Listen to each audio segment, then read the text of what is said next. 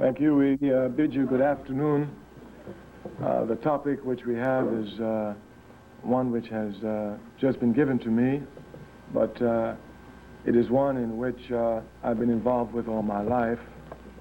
And I thought that with this topic, we could just begin to show and to demonstrate how, in fact, as a political activist, and of course this history could be shared for most political activists, how in fact I came to, unlike most people in America, begin to see the police apparatus in this country for what it is. Of course, like most people in the United States of America, in my early life, I thought the FBI were these good guys who went around and helped everybody. And I thought that they were supposed to be the guys who supported peace and all this nonsense.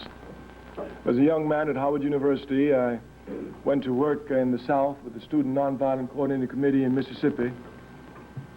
And here I thought the legal basis for this work was clear.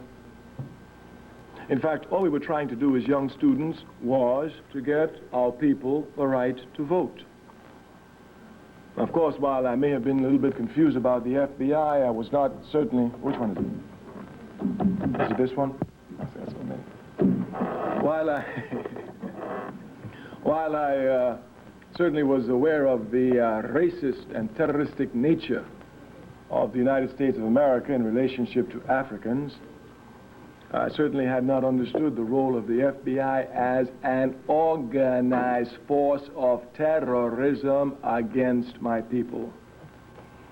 This realization would dawn on me through hard and serious struggle. We said the legal basis for our work in the South was clear. According to the American Constitution, toilet paper. Here it was stated that every man, every woman had the right to vote. Of course, I know the history of my people in this country. I know that my people have never arrived at any position in this country, not even individual positions, without the shedding of blood in mass struggle. This point must be properly understood. It's only when understanding these points that you can come to see properly the real racist and terroristic nature of the FBI and the CIA. I say I know this, and this is clear, all of us knowing here. No one sitting in this room can deny any of the following statements I make. One, for Africans to sit in a lousy 5 and 10 cent store where they want to be, they have to shed their blood. For Africans to ride on a bus, even though they pay the same amount of money as anybody else does, in order for them to sit where they want to sit, they have to shed their blood. For Africans to live anywhere in this country where they want to live, even if they have the economic capability of doing so, they have to shed their blood. For African students to attend universities just like any other student in this country, their people must shed their blood. In order for us to get the vote, which everybody gets just like that, even the immigrant who can't even speak English coming here, we Africans, in order to get the vote, we must shed our blood. No one sitting in this audience can show me any example of advancement by the African masses in this country, even individual positions of advancements which have not been acquired at the price of the shedding of the blood of the masses of our people.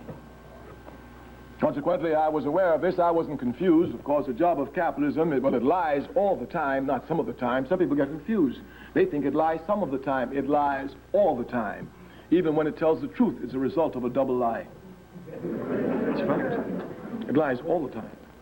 So if you're not careful, they will let you think that Africans make progress like everybody else, and the way they write up the history is he was the first doctor in this area, the first student of this university, the first this, and it makes it appear as if this individual who's the first doctor or the first student really worked hard and was special, unlike the rest of the masses of people, and that these qualifications were so much that they had to be granted the position. More lies. No African in this country has arrived at any individual position without the shedding of the blood of the masses of our people. Anytime you see a mayor anywhere in this country, you must know that that mayor arrived at that position only through the shedding of the blood of his people. Anytime you see a student at the University of Delaware, an African student, you must know that student occupies a seat only because of the shedding of the blood of the masses of the people. Of course, the logical conclusion must be clear. Since the people shed the blood for these positions do not belong to the individuals who occupy them. These positions belong only to the masses of the people. The political conclusions must also be clear. Anytime you use this position, which has been gained by the blood of the people, not for the people, but for yourself, for your own individual interest, you have already betrayed the blood of the people. This must be properly understood. Once again, this confusion arises because American capitalism tries to confuse us. You know, they will tell you that, oh, you want to hear Kwame Ture? Oh, that man, he was crazy in the 60s. He's crazier in the 90s. There's nothing wrong with that. Malcolm says extreme conditions must have extreme solutions. And we are in certainly extreme conditions. They will tell you that that man, Kwame Ture, he's just uncompromising when he speaks. Everything is either white or black, hot or cold, wet or dry, that there is no middle ground, there is no gray area when he speaks. They are absolutely correct. I am a revolutionary, and I speak of principles for which I am willing any time at the drop of a hat to shed my blood. And I will never compromise those principles to live, not me. Consequently, when I speak as a revolutionary, I speak of principles, and when one speaks of principles, there is no middle ground, there is no gray area. Everything is hot or cold, wet or dry, black or white. There is no gray area, although some will try to create a gray area or a middle ground where it does not exist. You are students. Show me the middle ground. On a test, either you cheat or you do not cheat. Where's the middle ground? You are human beings. Tell me. When you recount a story, either you lie or you tell the truth. Where is the middle ground? You are human beings. You live in a world where people have religious beliefs. Either you believe in God or you do not. Where is the middle ground? And some, I say, will try to make middle ground. The other day, a sister told me, well, I doubt God, but I still believe in him. Once you start doubting God, you have stopped believing in him. There is no middle ground where principles are concerned. This must be properly understood, especially for you as those who come to want to make a contribution to humanity, and especially to your people who are a part of suffering humanity. It must be clear here then that if your people are oppressed, either you are for the people or you are against the people. There is no middle ground. This must be properly understood. We see everywhere the capitalist system will try to give you illogical reasoning to make you make middle ground. The other day when speaking to a brother, I said, my brother, our people are oppressed. He said, yeah, Brother Kwame, you're right. I said, our people are suffering everywhere. I know you're right. Brother, the government pushing drugs in our people, trying to confuse our youth to stop their rising militancy. I know you're right, brother. He's trying to cause a confusion. The police themselves are arming youth in our communities to bring gang wars, to carry out their drug wars for them. He said, I know you're right, Brother Kwame. I said, brother, you have to come and help the people. He said, well, I can't help them right now. I said, really? He said, but Brother Kwame, I'm not against the people. I said, you're not. He said, I don't do nothing against them. I'm not working for the FBI. You know, it's true I ain't helping them, but I ain't against them. I said, you're against them. If your people are oppressed, and you are not involved in the struggle to liberate your people, by your very act of inaction, you are against your people. This point must be properly underscored. If your mother is being raped and you have the ability to stop the rape and you put your hands behind your back and say, I ain't in this, you're against your mother. If your people are being exploited and you refuse to lift a finger to help exploit your people, you are against your people and you've actively joined the side of the enemy. When we speak of principles here, we say there is no gray area, and the choice is clear. That is to say, if any of you sitting here who are Africans have never done anything for your people, you've been against your people. Let that be properly understood. Clearly, the contradictory logical statement is correct. Only we will free us. True or false? True. And if we do not work to free us, who will work to free us? The enemy? Consequently, the points must be properly understood.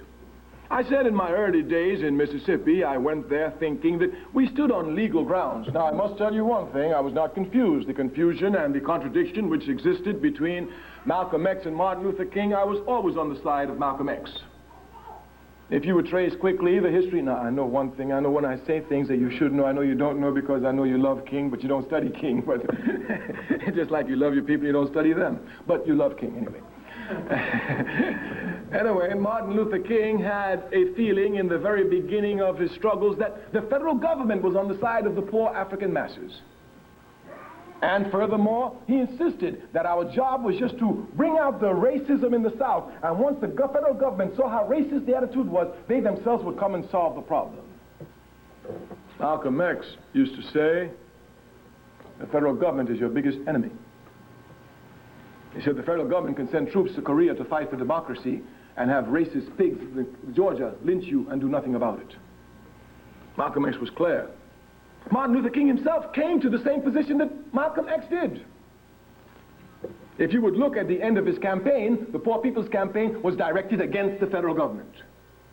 Consequently, one of the great things about Martin Luther King and Malcolm X was their ability to grow and to learn from their errors and to publicly demonstrate this growth and this correction of errors before the masses of our people. So from the very beginning, I knew the federal government was never on my side. I knew they could not be on my side. I was not confused, nor was I confused about the Democratic Party, which had at the same time in it a Kennedy and an Eastland. I knew that Kennedy would not sacrifice Eastland for me. And I never thought that could be possible. Consequently, for me, Kennedy was just like Eastland, another racist pig talking sweet honey. So there was no confusion here. But at least I thought somehow I couldn't have consumed that the FBI themselves would be involved. But as we got more and more into work, we were told, and I certainly as a SNCC field secretary had many problems with this, that every time there's an incident of burning or shooting or looting or killing or terrorism, that the FBI should be called in the local area of the South. I'll give you clear examples. As a young man, I could say that I cut my teeth in organizing in Greenwood, Mississippi. Greenwood, Mississippi is a Delta town, and as racist as you can get, full of Ku Klux Klan, white citizens, FBI, police, all of them just shooting us for fun. I was told by by my SNCC superiors that whenever there was an incident, you should go to Greenwood, Mississippi, go to the FBI and make them come and make reports. When I would go into the city hall in Greenwood to get the FBI, I would find them in the office of the police chief just chewing tobacco and swapping jokes about us. This FBI agent would now be forced to leave there, come with me, and go make up a report, and all he would do would make up a report. Of course, I never trusted the FBI. I just thought that they would do their job. But in the early days, the FBI made it clear to us. I'll give you one clear example, historical. In the southern part of the state of Mississippi, there was an African there by the name of Herbert Lee, a strong man, determined man, a man full of consciousness, who recognized that rather than be a slave, he would fight to be free. And Mr. Lee had contacted us and told us to come. He wanted to do some work in the South in the movement there. One of our SNCC superiors, on error, contacted the FBI and told them, well, there's this man, Mr. Herbert Lee, down there. We want to do some work with it. And the FBI gave his name to the local police chief, and Mr. Lee was assassinated within 48 hours. After that, nobody in SNCC looked at the FBI for anything except a chance to shoot these pigs down. We said the FBI gave the information, but the SNCC superiors kept insisting that we call the FBI. Once, when an incident arose where there was some burning of a house and some brutal terrorism, normal life in Mississippi for Africans, the SNCC people called me and said, what are you going to do? I said, I'm not going to do nothing. I'm going to get me some guns, organize our people, and we're going for blood. They said, oh, well, before you do that, you need to get the FBI. The FBI for what? Well, we need to get for what? Well, we know they don't do anything, but we need to get these reports because we're going to sue the FBI for not doing their work, and these reports will help us. Well, I'm an organizer, and I'm a disciplined organizer. I've understood all my life, because all my life I have been in organization, all my life, so I have organizational discipline, something that the overwhelming majority of the masses of my people lack. They simply lack organizational discipline because they've never belonged to any organization. Of course, organizational discipline is necessary. Its first necessity is to inform the individual that there's something more important than he or she, the organization and the principles for which it stands. This is necessary in a country like America, where all aspects of individuality is blown completely out of proportion. Where an African will even tell you, work for my people. What do they do for me? They ain't never did nothing for me. Do they pay my bills? I'm out here for me and me alone. Don't nobody help me and I don't need them. America's a backward country. Not only does it make you stupid, it makes you arrogant in your stupidity. Here it is screaming, oh, this is backward. All of us sitting here knows that an individual human being isolated from the human species is totally incapable of making any contribution to life. These are biological facts. If you take a kitten the minute it's born before it opens its eyes, you take a dog, a puppy before it's born, before it opens its eyes when it's born, if you throw both of them in the woods, isolated by themselves, they will grow to their fullest animal potential. The dog will walk on all four, he will bark. As soon as he finds a bone, he will love it. The cat will meow, and the cat will chase mice as soon as he finds them. But if you take a child, a human being, the minute he or she is born, without opening their eyes, and put them in their woods, isolated by themselves, if they live, they will never arrive at their fullest human potential. It is questioned whether or not the child will walk. Certainly the child will not talk. And it is clear the child will be able to make no contribution to the society. We push the argument one point further, again sticking clearly within the place of the logics of the statement. We continue to say that a human being isolated from the human species is more stupid than any other animal isolated from its species. Take the same kitten, take the same puppy, take the same child, as soon as they're born, without their eyes open, throw them to live with monkeys. The dog will walk like a dog, bark like a dog, and love bones. The cat will meow like a cat, walk like a cat, and love mice. The child will walk like a monkey, talk like a monkey, eat monkey food, and try to make a contribution to monkey culture. The statement then is clear, crystal clear, so that we can smash quickly all of these nonsensical ideas of individuality. The individual is dependent upon the masses of the people for everything. Consequently, the individual must subsume themselves to the desires, the struggles, and the aspirations of the masses of the people. This is clear. For the Africans, it is even more clear. We say without the slightest hesitation, any African who rises above the masses of his people have only done so by stepping upon their heads. As a matter of fact, any man trying to pull himself up above the people is a stupid man. It's only when the people rise that you can rise.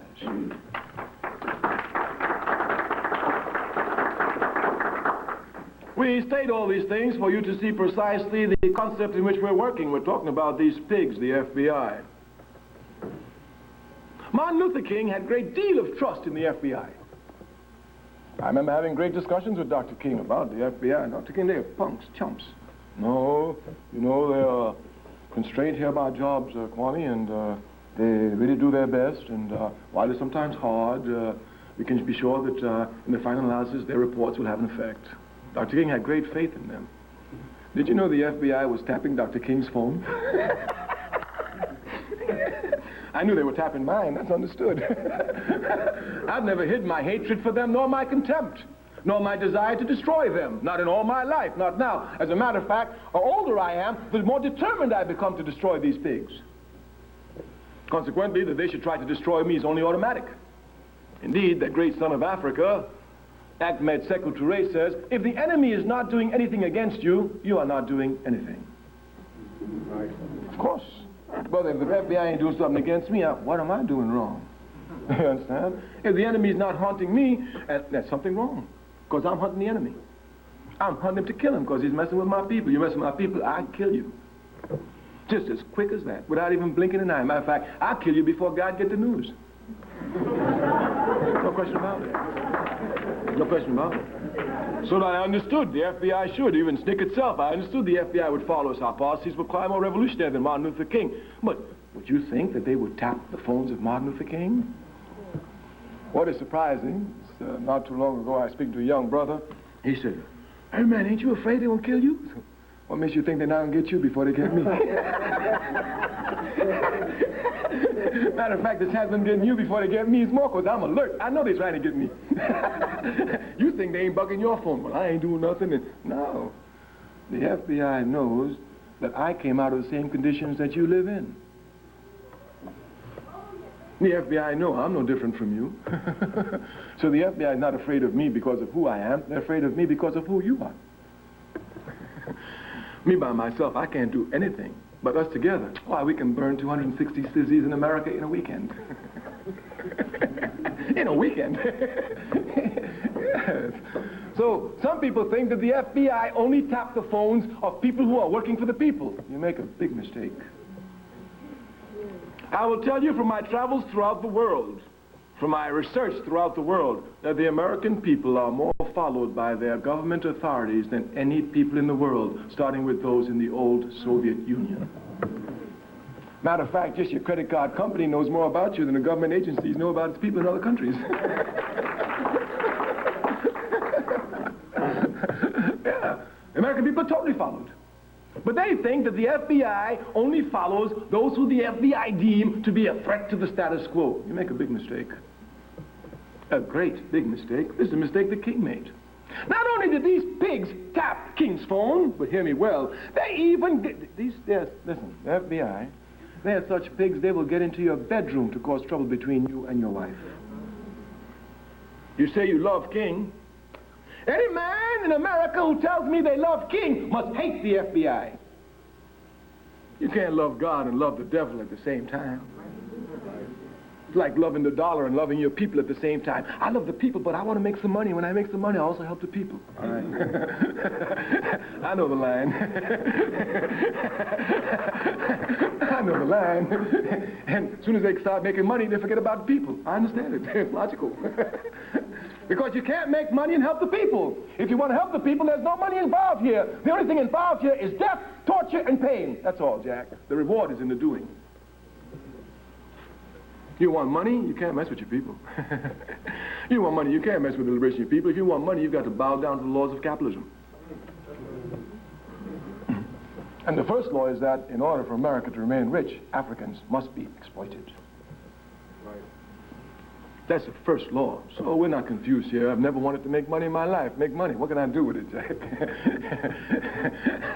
Never, no. We say anyone who truly loves King must hate the FBI. You know what the FBI did to King?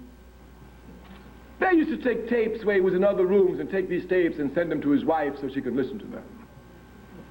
You know what they used to do to me, these pigs, when I was a young man working in Mississippi? They would call my mother at 3 o'clock in the morning and tell her, "We got your son, we're gonna kill him, we're gonna lynch him." Yeah. My mother wouldn't even tell me about it. It's my sister's home. You know they call at 3 o'clock? Who? She said, the Ku Klux Klan. I said, it ain't the Ku Klux Klan, it's the FBI. It's the pigs, the FBI. And sure enough, I told my mother, I said, listen, you know, you can cuss nicely.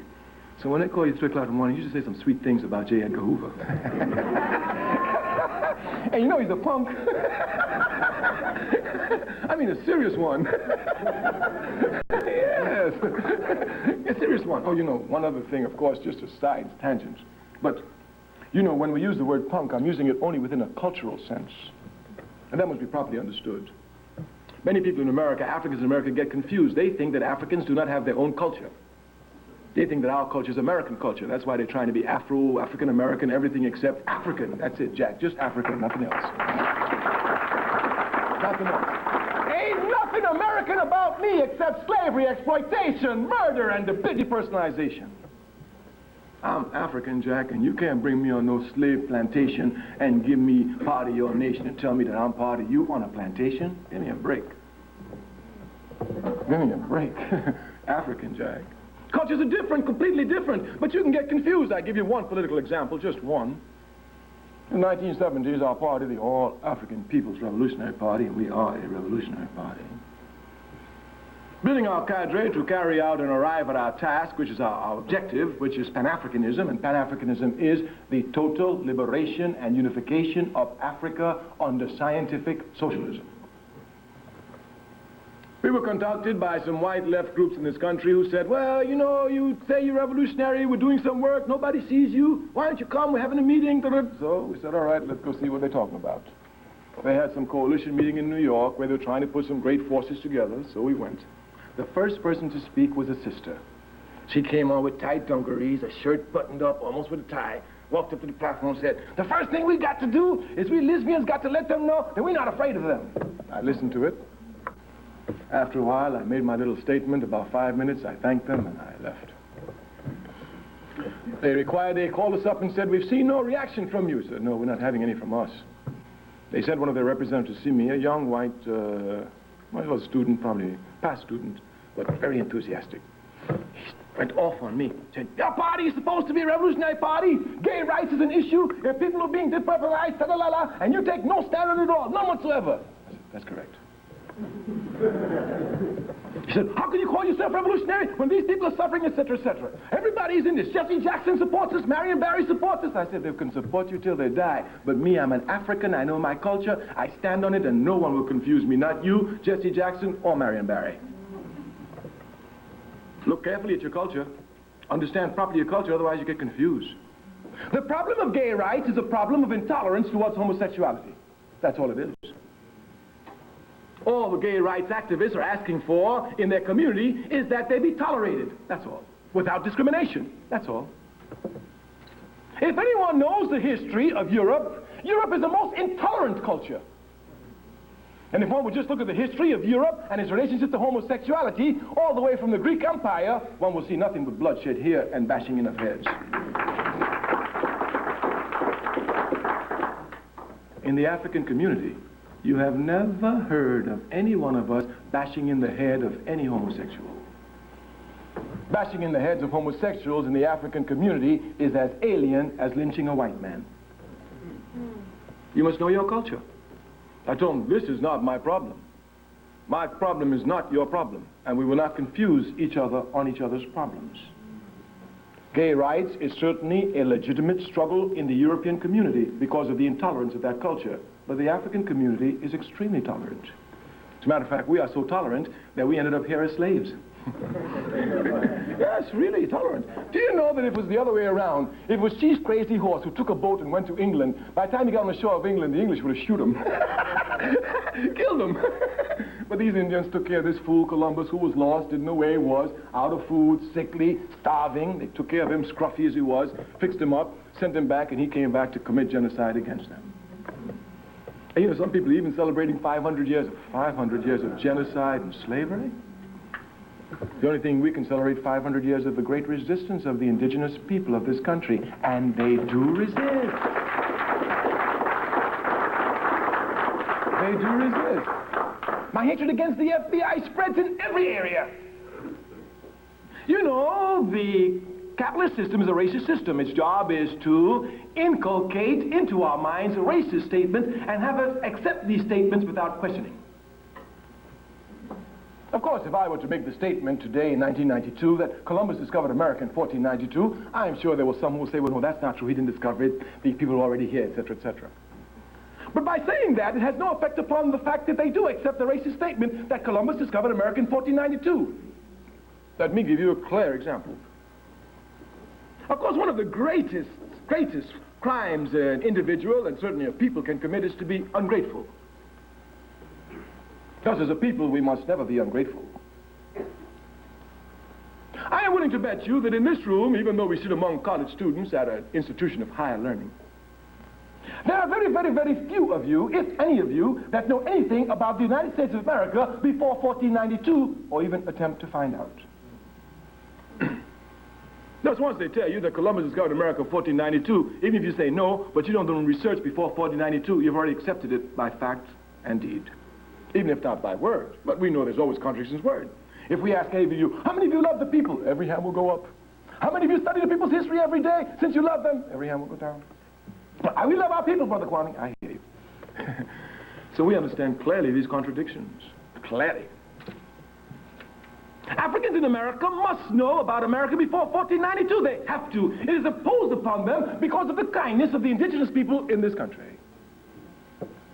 When we first came to this country as slaves, we could not escape anywhere because of our beautiful black skins.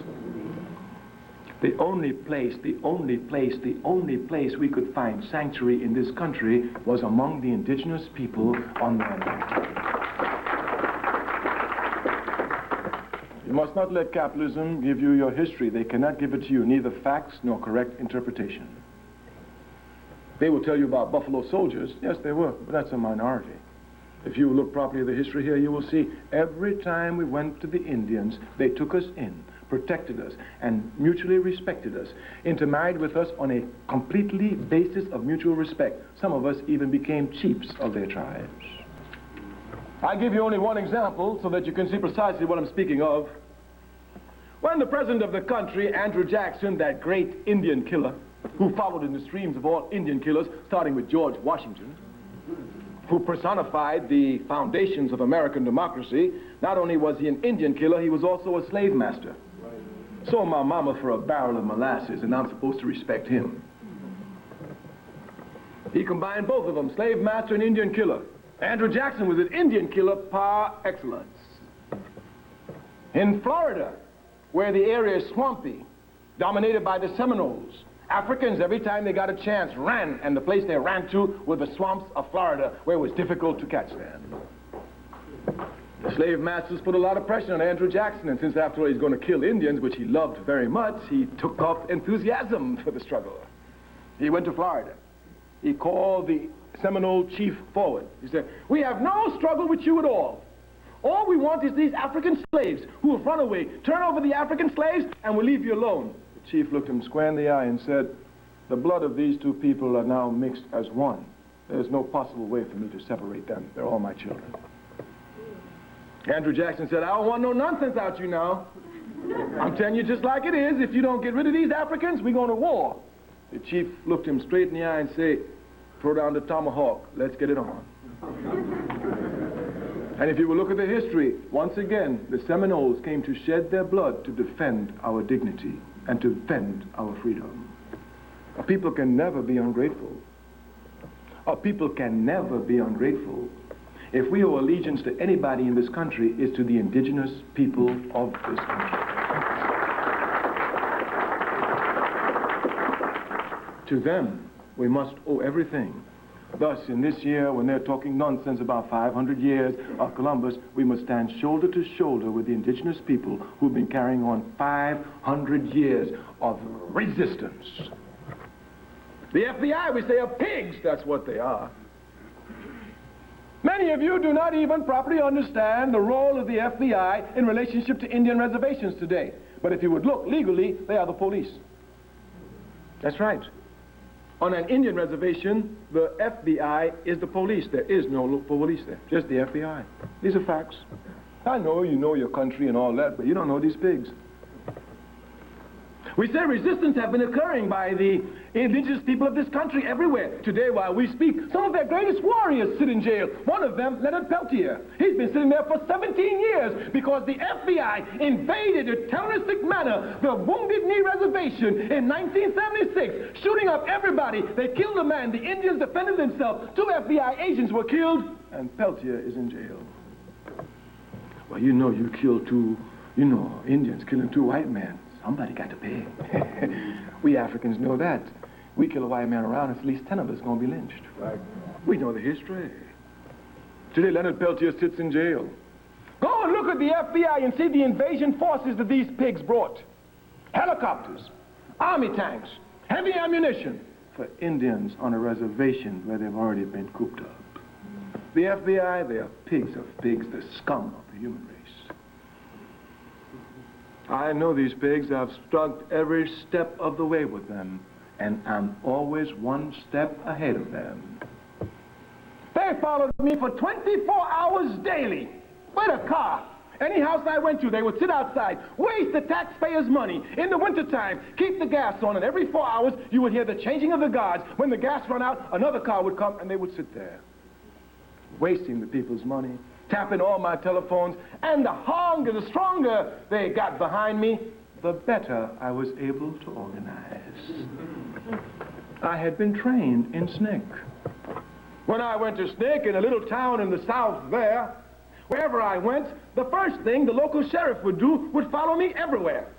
So I got training from the local pigs for the big pigs. Everything has its positive aspect to it, and you must properly understand it. Of course, dodging Ku Klux Klan and sheriff, which is the same in the South, dodging white citizen councils and police, which is the same in the South, will make you sharp to dodge even FBI agents in the North. We say the Indians in this country everywhere are terrorized by whom? The FBI. Go everywhere. This country, American capitalism, has no shame, none whatsoever. They came and took the Indians, take them off of fertile ground, put them on infertile land, thinking that they would be dependent upon America for food. And after having made them independent, they come to find out today that this infertile land is minerally rich. And now they come to put them off of that land too. And in the forefront of it always is the FBI. Let it then be clear, as a conscious human being, as a conscious African, never being ungrateful to anyone who's helped my people, I must stand shoulder to shoulder with the indigenous people. So even if I didn't hate the FBI for what they did to me as a human being, I must hate them for what they do to the indigenous people. Martin Luther King said, injustice anywhere is a threat to justice everywhere. The FBI, they've killed Malcolm. The FBI and the CIA and the New York police killed Malcolm X. Of that there isn't the slightest question. Malcolm X himself said that. They tried to make confusion, make it appear as if the Nation of Islam was going to kill Malcolm, but Malcolm knew the Nation of Islam couldn't tap his telephones. The information which the police had, the Nation of Islam couldn't get that. Only the police could get that. Only the police could tap his telephones. Only the police could be able to know and trace his movements as rapidly as it did. The Nation of Islam could not do that. So Malcolm was quite clear. The job of the FBI, we say, is to maintain the status quo of American imperialism. And there's no place on, there's no limit, no limit. Even their budget is unlimited. And they steal. I mean, they steal. And not only do they steal, they are stupid. I tell you this from my own personal contact with them. I worked with them for years, calling them. I used to see them and say, "This is so stupid. How could he be in the FBI? He's so stupid. He couldn't be. This one is so stupid. He couldn't even be a slave. And he couldn't even know how to pick cotton. That's how stupid they were. FBI agents. It's a fact. It's a fact. This one's too stupid to be a slave. He can't even pick cotton. They were stupid. But the reason why the FBI appears to be successful is because they do whatever they want to do and nobody looks or observes them at them at all. That's why they appear to be so clean and so, because nobody's looking at them. But today, since everything changes all the time, everybody is looking at them. And when people begin to look at their past actions, since they never covered it up, because they always thought that people wouldn't look at them, they're in trouble trying to cover up their past actions while they carry on their future actions. Today, life is not as rosy for these pigs as it was a few years ago, and we intend to make it less rosy every day. Every day. Every day. We say they're really stupid pigs. I can understand their job. How can anyone accept a job like that? Listening on a telephone to somebody, bugging somebody when they're their wife, writing phony letters. They wrote so many letters. They used to write letters to my wife. I'm sure that a lot of my divorces have to do with these pigs. Because I didn't do nothing. I'm serious. I said, they write letters to my wife. Used to write letters to my comrades about things I said about my wife. These pigs, listen, I've been fighting with them for a long time. I know that. But they're getting weaker today. Everybody's looking at them today. Congressmen are looking at them today. The masses of people are looking at them today. They're getting weaker. What we have to do is to organize a movement to properly attack them and destroy them. Our party, the All African People's Revolutionary Party, this is 1992, exactly 20 years ago, in 1972, formulated a program entitled Smash the FBI and the CIA. We went to all the left-wing countries, organizations in this country, said, listen, let's join our forces and smash the FBI. Of course, I know, as a political activist, that inside every organization, the FBI is to be found. That's their job, and you must expect it. That's to be expected. That shouldn't make you paranoid or even afraid to travel. On the contrary, your job is to scientifically work so you can continue to work while isolating the FBI agents inside your organization. This is the task. They infiltrate every organization. That's their job. Because and you know, what really got them in trouble was in the 60s, because you know, the FBI is racist. They're racist. The job of J. Edgar Hoover, and again I come back to use the word punk in my cultural sense, because you know, for us Africans, the word punk and the word faggot doesn't have the same connotation it does in the white community. And you shouldn't get confused. 3 weeks ago in Africa, someone sent me an article on Reverend Al Sharpton. You know who he is, Reverend Al Sharpton? And he, according to him, he made this statement. I looked at it very carefully. He said, I used to use the word punk and faggot a lot, but now that I have an alliance with the NAP, the New Alliance Party, they are training me not to use the word no more. I said, oh, you just shifted your cultural base, Jack. You just shifted that base completely. Because in our community, we have no intolerance against homosexualities, none whatsoever. And this is a fact, you must understand it. I want to prove it to you. The hardest organization in our community against homosexuality is the Nation of Islam. You ever heard Brother Farrakhan speak? The minister said, all right, you better straighten up your wrist. Yes, Farrakhan gave him no slack. Malcolm was worse, but James Baldwin was a homosexual, had a profound influence upon the struggle of his people in this country. And James Baldwin was a homosexual and didn't hide it. And Malcolm X praised James Baldwin. Even Minister Louis Farrakhan praises James Baldwin. So you must not be carried away by what appear to be contradictions. We say clearly in the African community we are a tolerant people. So tolerant that any time there's an interracial marriage, they got to live in our community. They got to go. There ain't no choice for them. And their children will be accepted by no one except us. You must know your culture. And you must not seek to put down your culture to pick up another culture that's useless, worthless, and riddled through with immorality, no values, and racism. You must affirm your culture. The job of the FBI, of course, is to help us in all this confusion. We said in the 1960s, J. Edgar Hoover was caught with his pants down. You know, when the Soviet Union after World War II emerged and the communists were getting strength all over the world, J. Edgar Hoover had a trouble, man. His job was to smash the Communist Party. And using a stupid senator, they came to create an atmosphere in America where the Communist Party leaders were running for hiding in this country. I mean, running for cover. Hiding everywhere.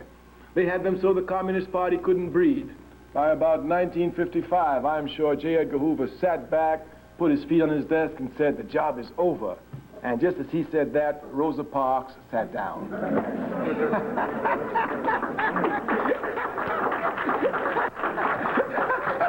She just sat down. He just said, everything is over, and she sat down. And from the moment he sat down, that pig never sat down again until he died, following the African community in its struggles. He was caught with his pants down. Since he was a racist pig, there were no FBI agents who were Africans. Everything has its positive value. So he had to hurry up and train some. He had so much contempt for us that he couldn't think that these Africans could even shake the status quo, let alone turn America upside down and put changes upon it in the 60s that will be seen for the rest of its life, no matter how long that is, and it can't be too much longer. He had no respect for us. And so when the movement came up, this pig was caught unawares. There was no way for him to stop it. And believe it or not, the man who gave him the most trouble was Martin Luther King. Not Huey Newton and the Black Panther Party, not Kwame Ture and the Student Nonviolent Coordinating, but Martin Luther King.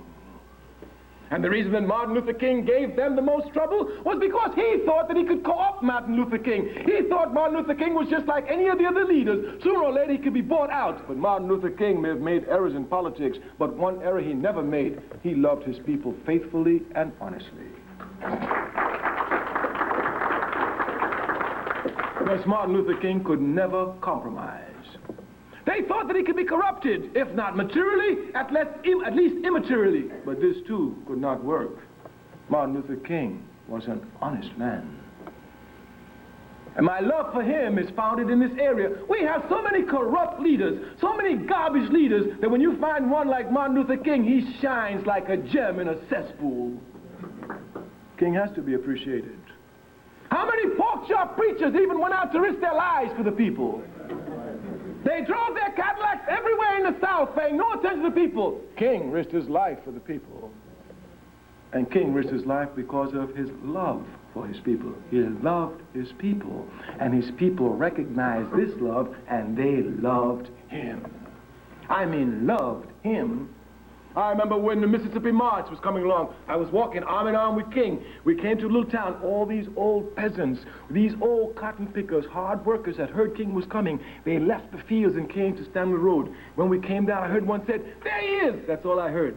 Next thing, they were stepping all over me. That's all. And I heard one jump up and said, "Oh, Lord, I touched the hem of his garment." So these people loved King.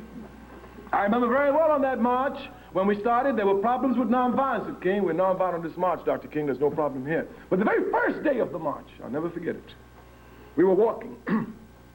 Dr. King was on my right. He had my arms hooked. I can't remember who was on my left, somebody else. This great old beefy, hunky, redneck cop, state trooper. You know, they always pick on big so you could be intimidated. Came walking fast. I thought he was coming for me because I'm the one making the noise. So I threw my chest out as hard as I could, hoping that when he touched me, he'd break his wrist. But this pig passed right by me and went and pushed King. I couldn't even believe it. What? He touched King? King was grabbing my arm. I was trying to get my arm out to get to that pig. And I was launching. King said, "Everybody grab him." They all grabbed me. Well, you know, it was a march between SNCC and SCLC and some other organizations. And, of course, we had competition all the time, the two of us, these two organizations. But don't get confused. When we face the enemy, we face the enemy as one. And we wouldn't hesitate to take a bullet for each other at any time. SNCC people would tell me, "You made a big mistake. You violated nonviolence." And, you know, after the march at nights, we'd have meetings. And then we'd criticize each other seriously. You know, if SCLC made a mistake, we'd crucify them. And if we made a mistake, they'd crucify us.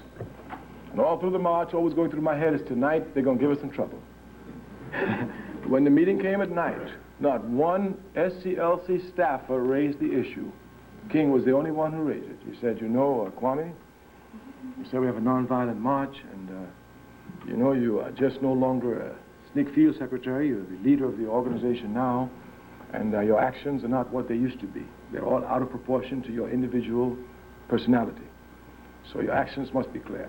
He spoke. I knew I was incorrect. When he was finished, I told him, I said, "Dr. King, I promise you one thing.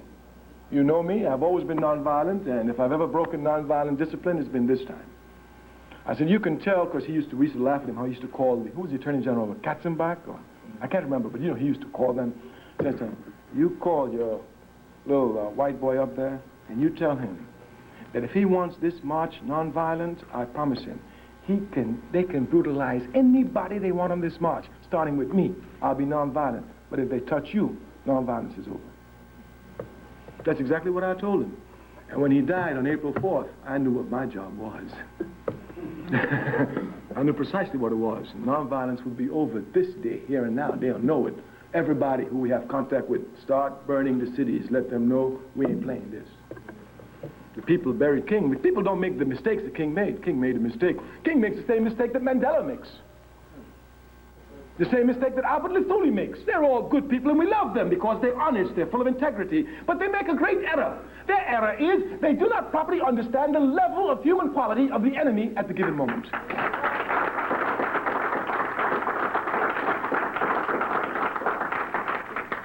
But the people know the level of human quality of the enemy because the people deal with them every day. So while we love King and we applaud for him and we appreciate him, we follow him, when he says nonviolence always, we just look at him nicely. See, nice, you know he means well. But get the guns. You know, and this can be seen everywhere. If you look at the history of Martin Luther King, when he was in Montgomery, Alabama, he swore nonviolence. They dynamited his house. When they dynamited his house, he talked nonviolence. The people came and told him, "Hey, you sit down. We're putting bodyguards around your house." King said, well, you don't know nothing about this one, Dr. King. You can lead us, but we're going to take care of you. We're putting bodyguards around your house. And bodyguards were put around the house of Martin Luther King in Montgomery, Alabama, as early as 1956. The people don't play. When the leaders make errors and they love their leaders, they'll protect the leaders. And King's error of making believe that nonviolence should be a principle used at all times was never accepted by the masses of the people. Never.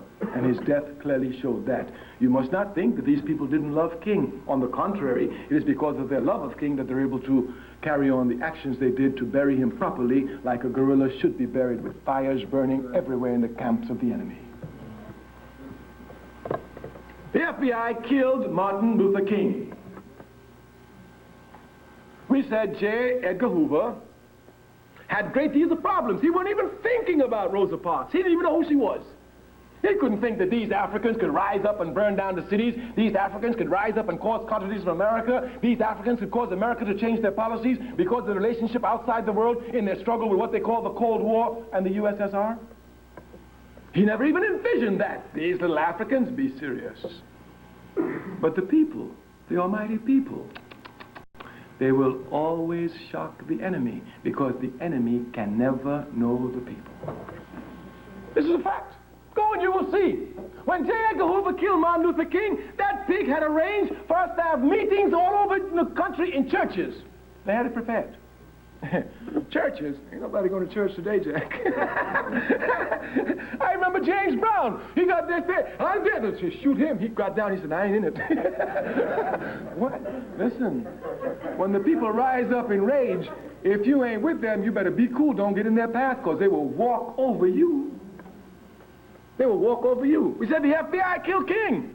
J. Edgar Hoover had a real problem. He had just quashed the Communist Party, finished all that, had everything under control, and now these Africans are screaming. And not only King, but King is now producing others like Snake and the Black Panthers, etc., etc. They have to be stopped. It's clear. You must understand that I understand in revolution there is no sentimentality. The FBI seeking to shoot me is just as natural as me seeking to shoot them. That's all. And no need for sentiment in it. I have a position which is opposed to their position, they have a position which is opposed to my position, and two objects cannot occupy the same space at the same time. So there's no sentimentality here. Revolution is scientific, never emotional. It has its own laws, just like everything under the sun, indeed, including the sun. Of course, just because we don't know it doesn't mean it doesn't exist. The laws to go to the moon were here since man and woman first came on the face of the earth. We just came to find them out a couple of years ago, but they were here. The laws governing social behavior is here. In a capitalist system, they don't even direct your attention there because they tell you, oh, you know, you can't control human behavior. It's so unpredictable, so don't try to put laws on human behavior. Garbage. There's laws on everything. Even human development itself has its own unfurling laws, just like everything in life. FBI J. Edgar Hoover had a decision. I have to kill these Africans. I have to kill their leaders. They're making too much trouble. But J. Edgar Hoover is a political man. He's not just a cold-blooded assassinate. No. When the FBI and the CIA kill, it is properly planned. It's a political decision. It's always a political decision. This man, Lumumba, they told Kennedy, as if they told Eisenhower, this man, Lumumba, is making a lot of trouble in the Congo. If we don't get rid of him, our interests are in trouble. So Eisenhower says, get rid of him. There's nothing sentimental about it. You don't even know Lumumba. So you mustn't think that in these struggles there is sentimental hatred. No, FBI, J. Edgar Hoover is a cold-blooded assassinator. But he's not emotional at all. He has to make clear political decisions. He has to kill him, so he has to kill. But here's his problem. He doesn't have to worry about the right, the NAACP, and the Urban League.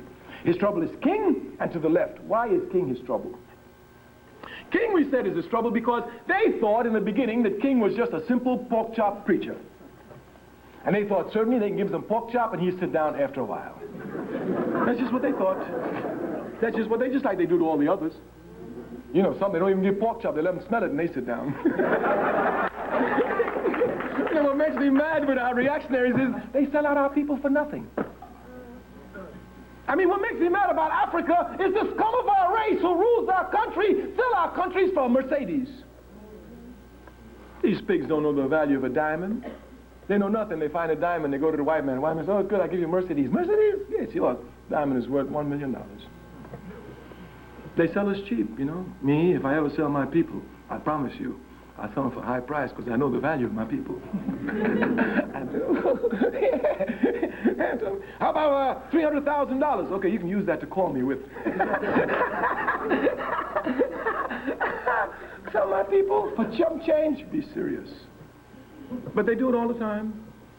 So since King wasn't one of those chump change preachers, and they gave him a lot of publicity, being sure they'd be able to control him, gave him the Nobel Prize, being sure they'd be able to control him, but the more they gave him, the less he was able to be controlled, and the more publicity gave him among the masses, and the more the masses loved him. So because of them and their error, they came to put King squarely in the face and the center of the movement, and everybody loved King. J. Edgar Hoover had to kill somebody, so he said, all right, if we start on the left with SNCC and the Black Panther Party, since Martin Luther King is an honest man, when we kill and the community get mad, King will move to the left. They had seen this clearly from the Black Power March in Mississippi. Matter of fact, at the end of the Black Power March, King was closer to SNCC and closer to the core than he was to NAACP and Urban League. And by the time we got through with him, he was the major force against the war in Vietnam. Let me make it clear to you. SCLC was not the first organization to attack the Vietnam War. It was a Student Nonviolent Coordinating Committee. We did it by ourselves and were isolated. And when we had our meetings, oh, we're in trouble, we by ourselves, but we can take them on. I said, no, we're not going to take them on by ourselves. King going to take them on. King going to take them on? Yeah, King going to take them on. We're going to make King take them on. And we worked out a clear program for King. Nonviolent, full of love.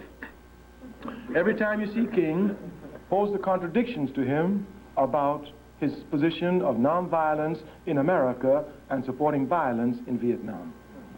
I remember one night in Chicago, I was there and I heard King was there. Oh, and you know, Dr. King was like all clear African men had appreciation for all beautiful things. And I went to see him with some nice, beautiful things. It was 1 o'clock in the morning. And we sat down. I said, oh, I haven't seen you in such a long time. I said, oh, Dr. King, these two young sisters have been dying to meet you. If they don't meet you, they'll kill me. So we met them, sat down. We talked a little while. I said, Dr. King, you remember, what was that brother's name? Oh, okay. Do you remember Frank Hughes? He said, Frank Hughes. Frank Hughes said, yeah, Dr. King, remember that's the brother down in Mississippi? Oh, yeah, I remember him, Kwame. What happened? Where? I haven't seen him in a long time. Where is he? I said, you remember how he joined the movement? You gave him so much advice on nonviolence? Because he was a little rough brother, lumping proletariat. Couldn't believe in nonviolence. And King himself sat the brother down, talked to him. The brother got convinced. I said, you remember King said, yeah. He said, where is he, Kwame?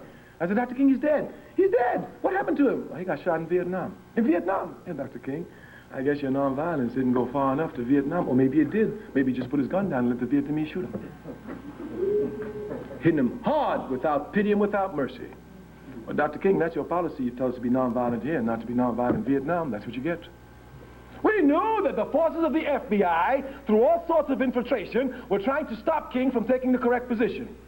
Telling him that, you know, this is not domestic matter, you shouldn't get involved in this international matter. The political problem for King was clear.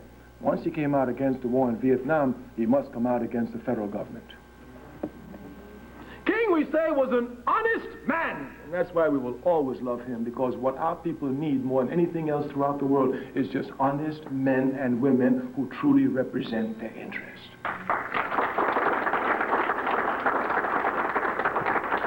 That is all that we need, nothing else. King knew precisely when he did it. But King, oh, King, generations will praise you. They don't know you yet. They will come to know you. King was a man who could come to criticize himself publicly without the slightest fear. The American capitalist system job is to confuse us, so they give you, I have a dream, I have a dream, I have a dream as his greatest speech. Anybody knowing King knows that the I have a dream speech is one of his most mediocre speeches. Anybody knowing King. But some people don't even know King. They don't even know the speech. All they know is, I have a dream. The American capitalist system can give you the most shallow understanding of history. The most shallow. Most people in America know Nelson Mandela. They don't even know who the ANC is. We won't even talk about the Pan-Africanist Congress of Azania. They will give you a shallow understanding. Dr. King recognized he made an error, and when he came to criticize himself in his speech against the war in Vietnam, which is one of his best speeches, but they won't play that one for you. But if you really love your people, I recommend that you go and listen to that speech. Even if you can't read and don't like reading, it's on a record. And if you can listen to rap, ain't nobody can rap like King. I tell you the truth, it's fact. One time I remember in Sunday, King invited me. He said, he called me up, and it was Atlanta Saturday. He said, Kwame, what you doing tomorrow? I said, oh, tomorrow's Sunday. Oh, Dr. King, I said, I have a lot of work to do. He said, you're not going to the Lord's house? I said, oh, the Lord will have to forgive me, you know. But I'm just a mortal. I'm not like him. He can work 6 days and rest on 7. I got to work all 7. He said, well, I want you to come to my church tomorrow. I said, well, Dr. King, we have a lot of work. He said, well, I'm preaching tomorrow. I said, well, Dr. King, in that case, I'll definitely come. Because even if I don't believe in your Jesus, when you preach, I got to tap my feet. Yes, he said, listen, King can rap. If you listen to this speech, King, in criticizing himself, said, there's a point where caution can become cowardice. And he was speaking about himself. And when he came to speak, he recognized precisely what the problem was. It was against the American government. And his statement was, my government is the perpetrator of the most terroristic crimes in the world today. He said it. The die was cast here, Jack, if others didn't know it. Even we ourselves in Sticks said, uh-oh, we pushed King, but now he's gone to the brink. I myself didn't think he would go that far, but King was an honest man. When he saw he made an error, he corrected it. The Chinese say if you make an error, you know it's an error, you don't correct your error, you made your second error. King never made this error, he corrected it completely. King went after the American government and mobilized people against the war in Vietnam till he came to occupy the center stage against the war in Vietnam. Here, J. Edgar Hoover was really in trouble. Yeah, he was trying just to stop the Africans in America, and now they jumped to Vietnam. These little cotton-picking people are going to talk about international policy against the government. You know that racist pig was steaming. Had to kill now, there was no question about it. And not only that, we used the cover of King, the Student Nonviolent Coordinating Committee, to attack the draft.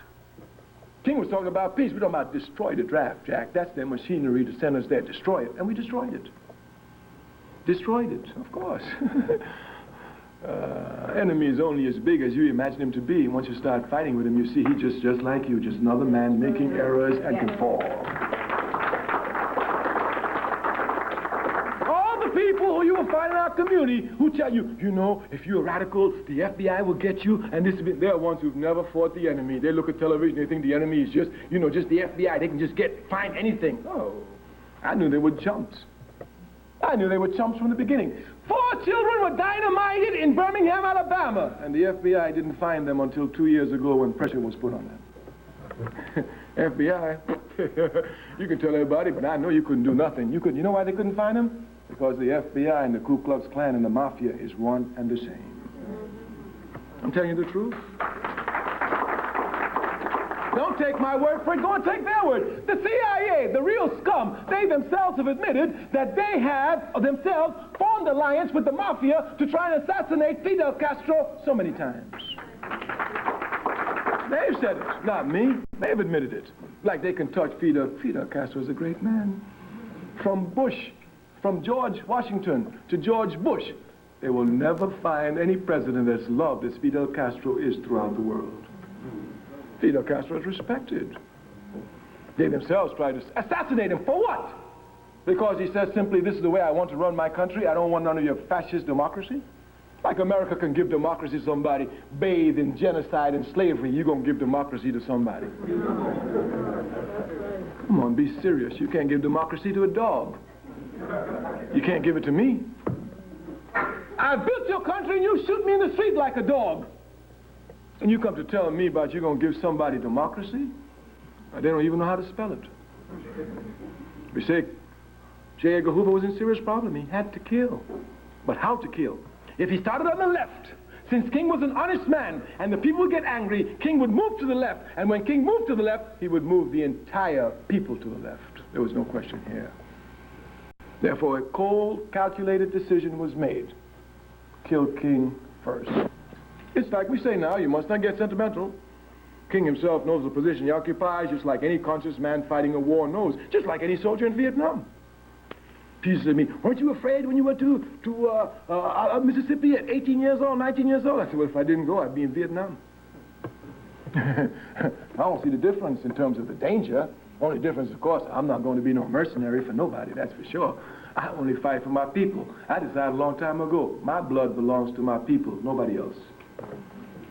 Nobody else. American imperialism will never get this one. Go fight in Vietnam. Baghdad, Baghdad, I don't even know the place. Go and fight where? No, Jack, I don't know Saddam Hussein. I don't even speak Arabic, so if he insults me, I don't know, but I know English. And I knows who insults me. And I knows even the names they call me. So I'm not confused. I knows who my enemy is, and it is the FBI and the CIA. So they killed King. But the Secretary says, imperialism will never know the people. When they killed King, I said, J. Edgar Hoover and them had planned all sorts of memorial services. They were sure the people were going to be nonviolent. They were going to sit down in the 3 minutes after they killed King on the telephone. They were talking about, we've got to be nonviolent. I said, who's talking? I said, hang up the phone. Nonviolence is over, Jack. All the contacts we have throughout this country, tell them, start burning. Non-stop burn. Let them know, Jack, that if they touch to the left of King, they're going to see what they're getting, because King is talking about nonviolence, we burn it. They touch somebody talking about violence, and we really show them something. They killed King, there's no question about it. The FBI killed King. The FBI will be smashed. Of that, there isn't the slightest issue. The CIA will be smashed. Of that, there isn't the slightest issue. American imperialism everywhere is in serious trouble. As a matter of fact, everyone knows what George Bush knows. The United Nations is the best that the American dollar can buy. Just like all America's friends, look around the world. All Americans' friends are the best the American dollar can buy. When the American dollar falls, America will have nothing but enemies. Nothing but enemies. Indeed, the FBI, one of its secret arm was its unlimited budget. It could bribe people, pay informers. Oh, they could do everything with money. But money cannot buy conscious men. Money cannot even come near conscious women. My grandmother used to tell me a long time ago, she said, son, if you have a friend and you try to buy him, you will have an enemy. Everyone knows you can't buy friends, you can only buy enemies. Bush doesn't seem to know this. He thinks the one he buys, they really like him. He thinks like a slave master believes that all her cotton-picking, grinning from ear to ear slaves really, really love her and will die for her. None of them will burn her plantation. Some of us are crazy. We do burn. Bush is in serious trouble. The American capitalist system is in serious trouble. And the FBI shows this contradiction most of all. Look and you will see. Even CIA agents now have to quit the CIA and come before the people and tell the truth about the CIA. Look everywhere, you will see it. When in 1966 we said the CIA overthrew Nkrumah, we had no facts. People said, oh, you know, they're always saying something, but today nobody can say that. Even Stockwell in his book gives the proofs, names the agents who were instrumental in overthrowing Kwame Nkrumah. The CIA has a history throughout the world that is hated by people. Hated everywhere, and it's righteous hatred. The people in America must understand what their responsibility is. The government, which speaks in their name, creates hatred for them all over the world. You think that Bush thinks he has a victory in Baghdad? It's nothing but a failure. Throughout the world, the hatred for America is astonishing. I live in Africa. Where I live, there are many reactionary forces. I mean reactionary. And I was surprised. During the war and after the war, when I go to talk to some of these reactionary forces, the insults they would heap on America made me sound like an Uncle Tom. How would they ask me, how is it possible for him to go and kill all these children who have done nothing to him? Say he's going there for Saddam Hussein. Saddam Hussein is still alive. He ain't doing nothing to him. How could he justify that? The American capitalist system has a logic of its own. And those Africans who don't think but just follow unconsciously follow that logic, but not everybody follows the logic. They are laughing because the Soviet Union has fallen apart. They're having a great, great hurrah. You know what the people say outside America? Gorbachev is a fool. When he had socialism, he had a strong country, was respected and even feared by America. He was helping everybody. Today he's got a tin pan begging America for money because he gave up socialism. The facts are clear. You must not think there's only one side to every story. There are always two sides to every story. And you must not think your side is the only side. There's always the other side. Of course, one of the tricks of American capitalism in giving education is that it gives only a one-sided view of reality.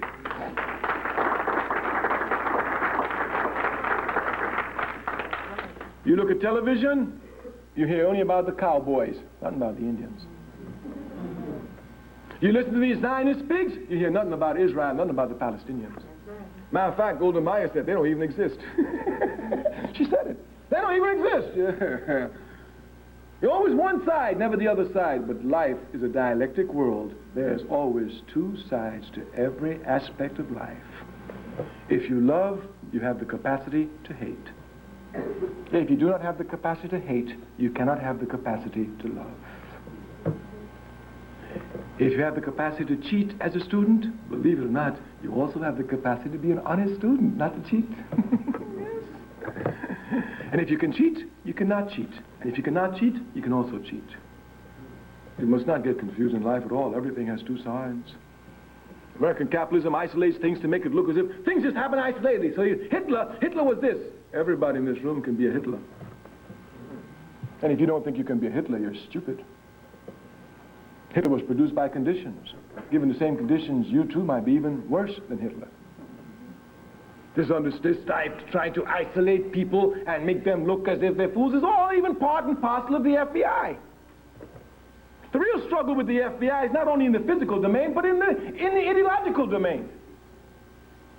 The FBI used to have people here confused. American people were against communism, didn't even know what it was. Didn't even try to understand.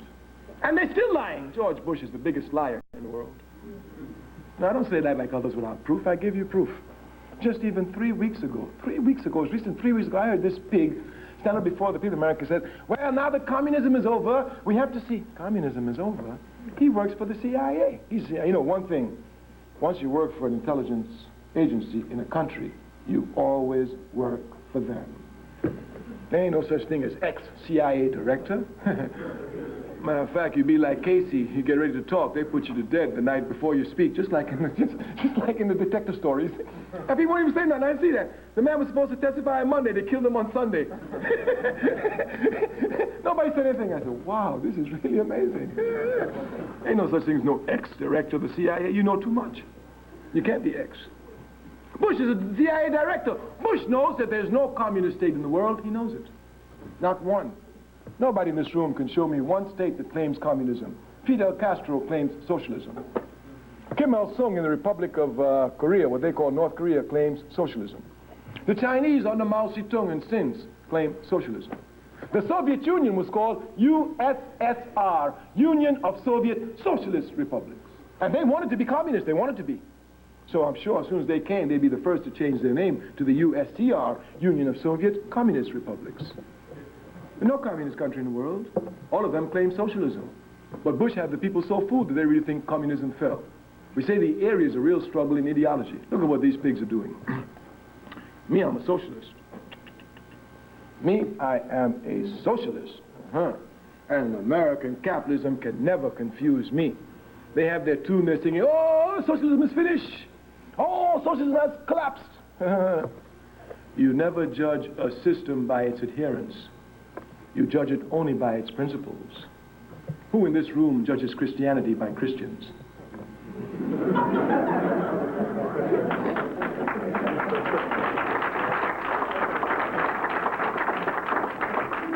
Indeed, were we to judge Christianity by Christians, it crumbled with Judas. The level of human quality throughout the world is rife with corruption. People betray Christianity just like they betray Islam, just like they betray socialism. But we do not judge Islam, Christianity, or socialism by its betrayers like Gorbachev. It is judged only by its principles. And just like when Judas betrayed Jesus Christ, the principles of Christianity remain intact. Betrayals by every socialist will not touch the principles of socialism. They remain intact. Say the capitalist system will do everything to confuse you. There are only two economic systems in the world, capitalism or socialism. Just two. Just two. And there can only be two. Every economic system must answer one fundamental question: who will own and control the wealth of the country? Who will own and control the means of production? The question can only be answered two ways. Either a few will own or everybody will own. It's as simple as that. There's no question that socialism is the inevitable system that will sweep the world. It's the only just system. And human beings, they fight for justice. I mean, they fight for justice. Like Dr. Martin Luther King said, they make a way out of no way. They fight for freedom. And they will continue to fight, and they will arrive at it. The job of the FBI is to destabilize fighting forces. I tell you, they're my enemy. I was the chairperson of the Student Nonviolent Coordinating Committee. I was the honorary chairman of the Black Panther Party at the time when the FBI wreaked havoc on us. I know these pigs. I know them well. But I promise them, as Africa is my mother, they shall be buried in the ground before the wrath of the righteousness of the people. I only hope I am alive so that I can be in the front lines walking over their chest. But I promise you, like the Honorable Marcus Garvey, if I'm dead, when the march comes for the FBI, I'm coming out the grave to help be in it. Our concluding remarks are clear. The FBI cannot be destroyed unless there is proper organization. Because the FBI, they're organized. The FBI is so organized that if they want to put out a rumor on you, all they do is sit down in one office, put it out, fax it to the rest of them. Within 1 hour, that rumor is all over the country. I know them. In fact, I used to wonder sometimes. They put out rumors on me. Wherever you went, well, it's easy. Oh, the FBI, they just put it out, send it to their forces. Their forces got informers in every organization. They call up the informer. This is a new rumor. And before you get there, the rumor is there. Rumor mongering, these pigs are specialities at it. Causing confusion, they know it best. We said the only way they can be destroyed is through organization. The African masses in this country must be organized. Even if they don't want to destroy the FBI, they must be organized, because it's only through organization that they will advance their struggle. It is clear here. We started off by demonstrating our history in this country. We say, for everything we get in this country, even individual advancements, we must shed our blood. It doesn't make sense to me that to get into a 5 and 10 cent store, you shed your blood. To get into school, you shed your blood. To get the vote, you shed your blood. To sit on a bus where you want to, you shed your blood. No. Since we got to shed our blood for everything we get in this country, just for reform, hear me well. Understand me properly. We've not been shedding our blood for revolution. We've been shedding our blood for reform. Have you ever heard that? And they call America a democratic country. Me, I have to shed my blood for reform. Usually you shed your blood for revolution. Not for reform. But all we've been making are reforms. And just for reforms, we've got to shed our blood. So if you're shedding your blood here, there, isolated for reforms, logically it makes sense that we get together, organize ourselves, make revolution, shed our blood one time, and be free. The logic is clear.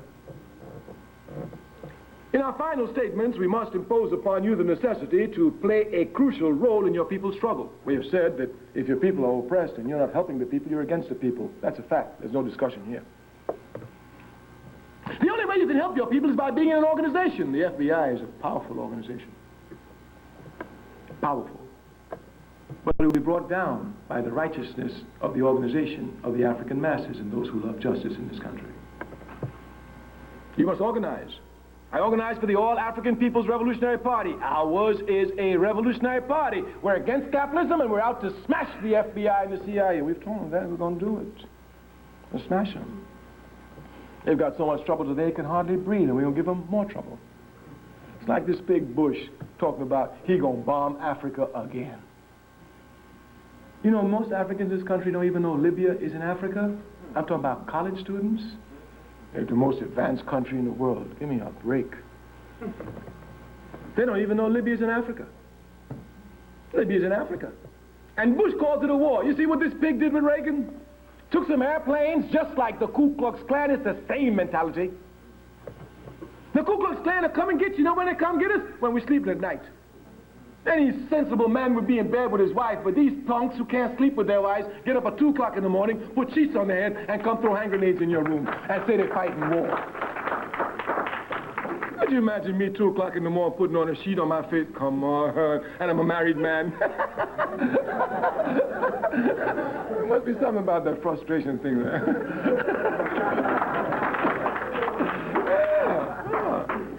The Ku Klux Klan comes at 2 o'clock in the morning, burned your houses right away and said they had a war and a victory.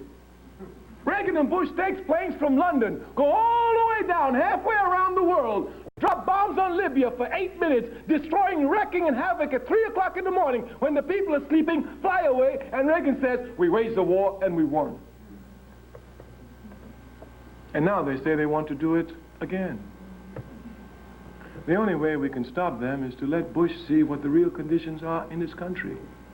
Keep this pig so busy in America, he won't have time to breathe outside of America. And the people who can do that best is the African masses in America. Because they always underestimate us, just like J. Edgar Hoover did when Rosa Parks sat down. The only way you can be of service to your people is by being in an organization. Ours is revolutionary, so if you want to join a revolutionary organization, and by revolutionary I mean uncompromising. By revolutionary I mean one that will continue along the path without the slightest hesitation. By revolutionary I mean one that is totally alienated from every aspect of life of capitalism, starting with its values. One who wants no part of capitalism and cannot be bought by capitalism, and all the money in the world cannot deter us from our just cause.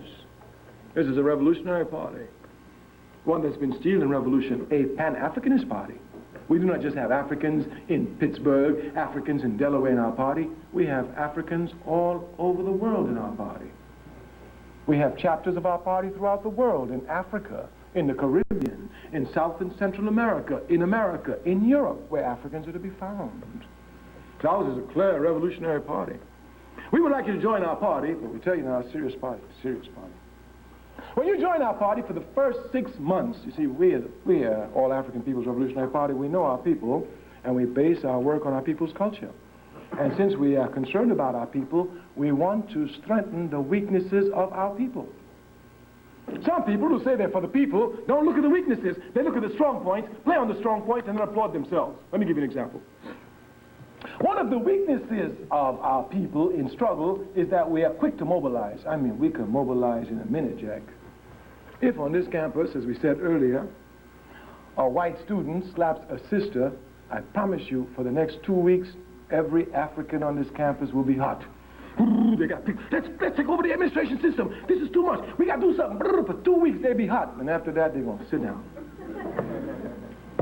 and wait until another sister gets slapped. And then after that, they will sit down and wait until another. This is a weakness. But our ability to mobilize, some people who say they're organizers in our community have no understanding.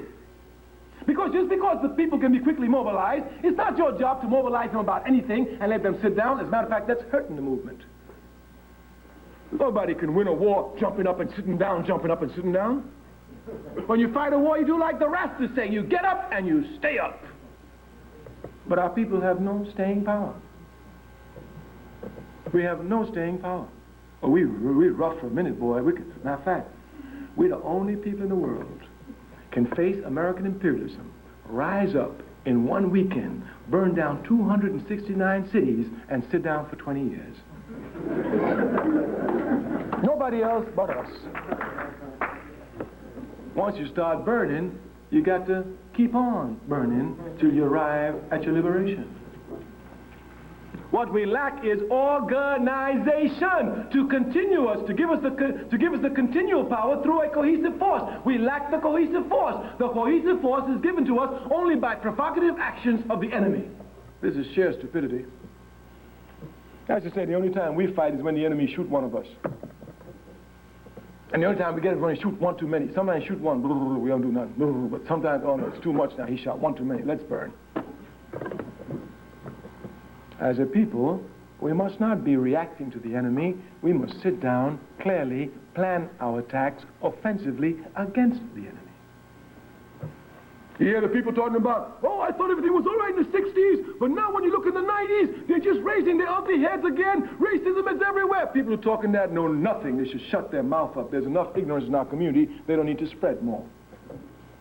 The only time this monster is held in check is when there's mass mobilization in our community. So if you want to keep the monster in check, you have to have mass mobilization all the time. Did you understand me? Right. The minute your mass mobilization is down, you must be a fool to think the enemy gonna run away.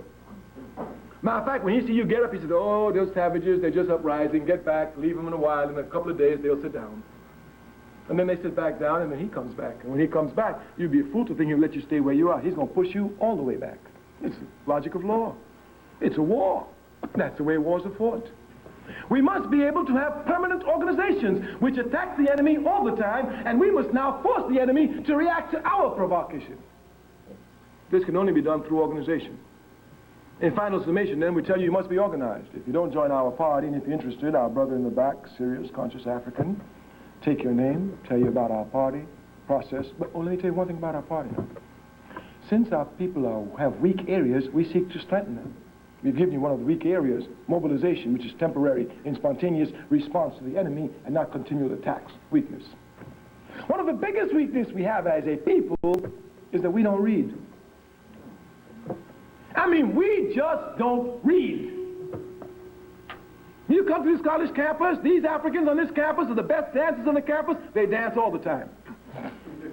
Worst readers, they never read. When you care about a people, you must strengthen their weaknesses.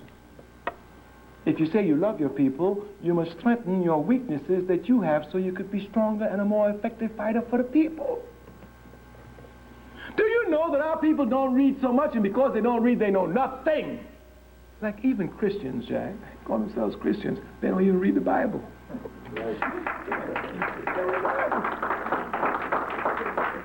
I met a sister the other day, said she was a deacon in a church, just jumping up. You're a Christian? Yeah. What do you think about Africa? Africa? You're a Christian?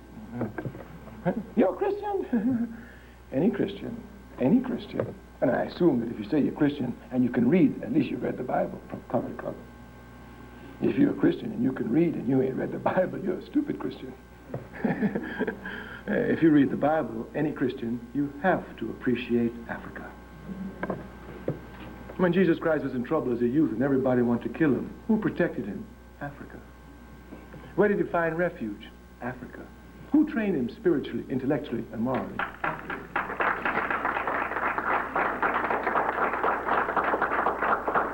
First country mentioned in the Bible, Genesis 2, verse 13, Ethiopia. Might be called Cush, but you know Cush is the ancient name for Ethiopia. Europe is not mentioned in the Bible till near the very end by Revelations. These are facts. The first church in the world comes out of Africa. The first monastery in the world comes out of Africa. The very intellectual development of the church comes out of Alexandria, which is in Egypt, which still is in Africa. I say any Christian who doesn't appreciate Africa is not a Christian at all. What Africa has done for Christianity, even the most racist pig Christian must bow down before. So it is when you don't know your history, you get confused. But you know, some of us don't even begin, we begin our history in 1619. Don't even go back. Well, I'm an American. You know, no. You can never begin your history in the arms of your enemy. All you'll have is your enemy's rendition of your history. Any people who are enslaved, fighting to be free, cannot begin their struggle in the point of their capture. No, they must go back to when they were free. Right. To give them inspiration, to push them to fight for a higher qualified level of freedom. Consequently, any African in America seeking to find the truth about situation must begin their history not in 1619, not on a slave ship, but in Africa. If they don't begin in Africa, they are lost from the beginning. They will end up as good slaves. If you would just look at your history, you'd not get confusion.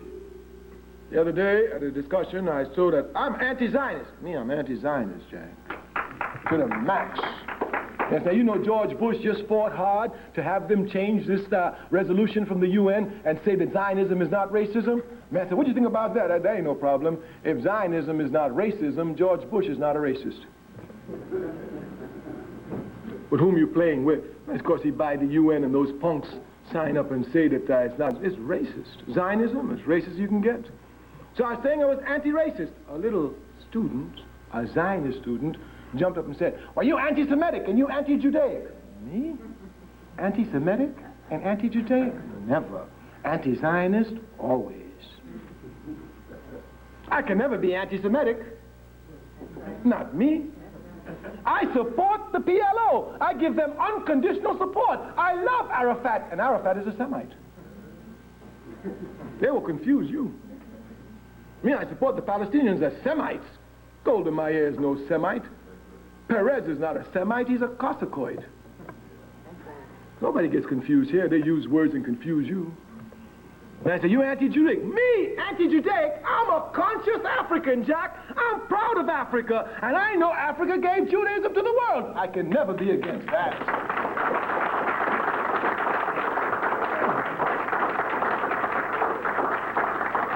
If you don't know your history, they will confuse you.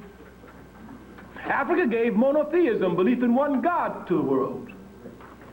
And if you take a cursory look at Africa, when Africa was practicing belief in one God, all around Africa they were doing everything else except that. To the east of Africa, they were worshiping the sun.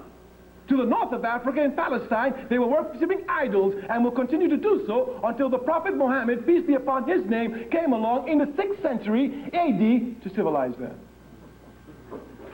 These are facts. That's why Judaism had to be born in Africa. It was only in Africa that it could be nourished, because it was only in Africa that there was belief in one God, monotheism. Even in the Bible, if you will read it, Christians. Well, you know, these Christians want to get their Bible teaching off the television these days. It's everything off the television, yes, sir. Yeah. If you would read your Bible, it tells you that Moses married an Ethiopian woman by the name of Hannah. If you don't know nothing, one thing you must know: anytime an African mates with any other offspring, the black gene is the dominant gene. So I know that Moses' children through Hannah had to look a little bit African. Just a little bit. You know, just maybe some frizzly hair, just a little bit. Just a little bit. Yes. To me, I'm not confused at all. Judaism is a religion. It's not a nationality. It never will be.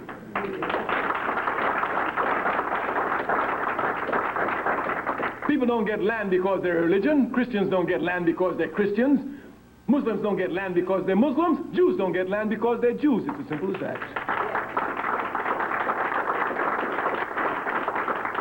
Only nationalities get land.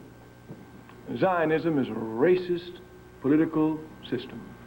And it really is confusing. I know you know. You must know these things because they affect us. Man was saying, well, matter of fact, in the early days of our party, we used to fight against Zionists. You know what they used to say? FBI put out the rumor. Oh, they get a lot of money from the Arabs, and they're carrying on the Arab struggles for them. Could you hear that? Like if Zionism is just attacking the Palestinians and don't do nothing to me. All of our political people in this country who say they represent us bow down before Israel. All of them. Before they get elected, they wear a yarmulke cap to show everybody where they stand. They fall before the altar of Israel, hollering unconditional support. When Israel says jump, Bush says how high. Go and ask our Arab groups, and they will tell you who controls our culture in this country and the problems they have in trying to educate their youth. Zionism controls our politics in this country. Zionism controls our culture in this country. And people tell me it's not our enemy. If you don't want to fight, sit down. Don't cause confusion, Jack. Me, I'm a fighter for my people. And any force affects my people, I'm going to expose them and destroy them. That's my job. That's my job. I hate the enemy with a profound fashion. As profound a fashion as I love my people. I'm not confused. You can't say you love your people and not hate the enemy. You don't hate the enemy because you don't love the people. Simple as that. And of course, we know we don't love the people. Because if we love the people, we would be in organizations studying the people's history. Can you say you love somebody and not want to know everything there is to know about that person? No way. How then can you tell me you love your people and you don't want to know anything about their history? Don't know, don't care to know. You don't love them. I mean, if you got a little girlfriend on this campus, brother, you know, you want to know everything about her. Before I met you, who was you with? What you all do? Everything. And there's just one woman. If you say you love your people, you love your people, you want to know everything about them. Who abused you? When did they abuse you? Where did they abuse you? How did they abuse you? How can I revenge? This is what you want to do if you truly love somebody. I mean, you don't love your people. I love my people. I love Dr. King. They don't know nothing about Dr. King. Nothing. Nothing about Dr. King. They see some television program. I saw a television program on Dr. King. They showed how he got shot. It was good.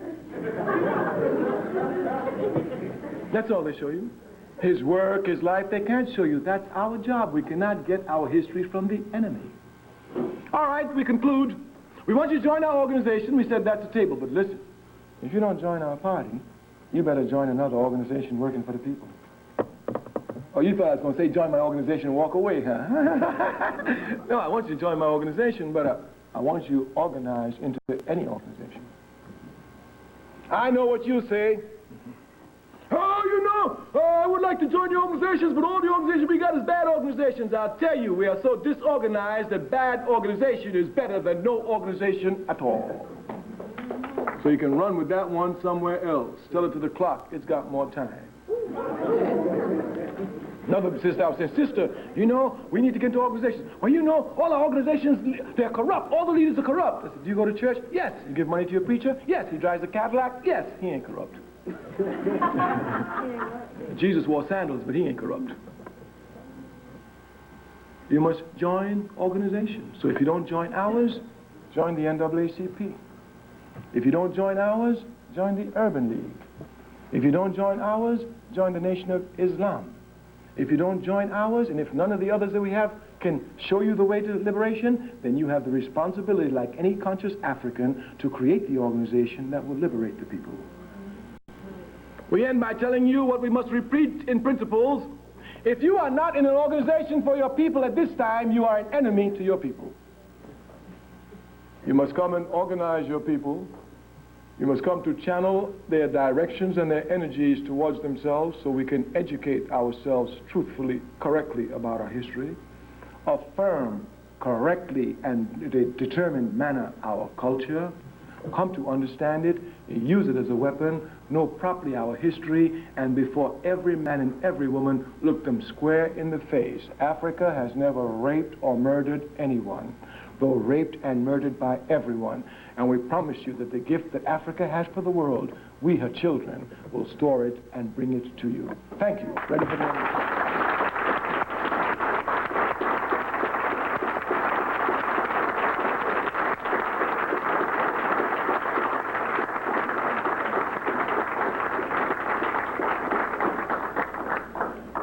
Right now we'll have a question and answer session with Dr. Kwame Ture, and you'll be free to ask any questions as possible. Go ahead. Did you get your water? Oh, I see that one too. You can sit at the table. Oh, I won't be able to answer that one. Okay. Just go.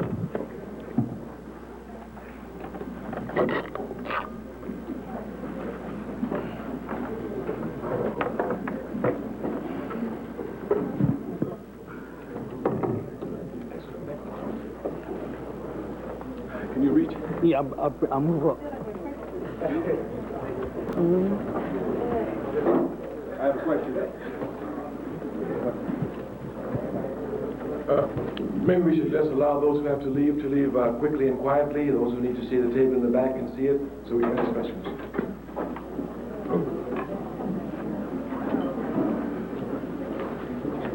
Thank you, sir. I have to leave. Thank you very much. Thank you very much.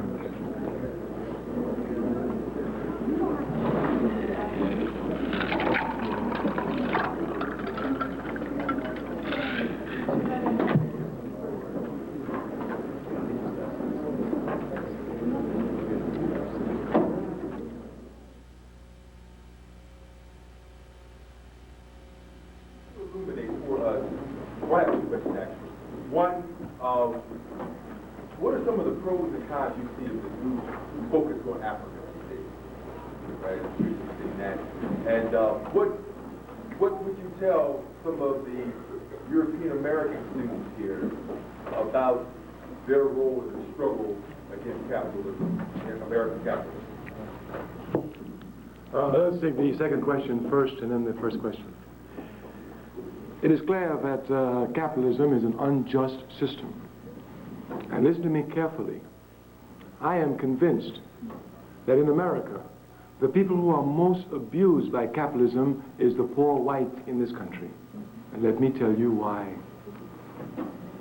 At least the Africans in the country know that the government is against them. They know the system is against them. But the poor white in the country, they actually believe that the country is for them, that the government is for them.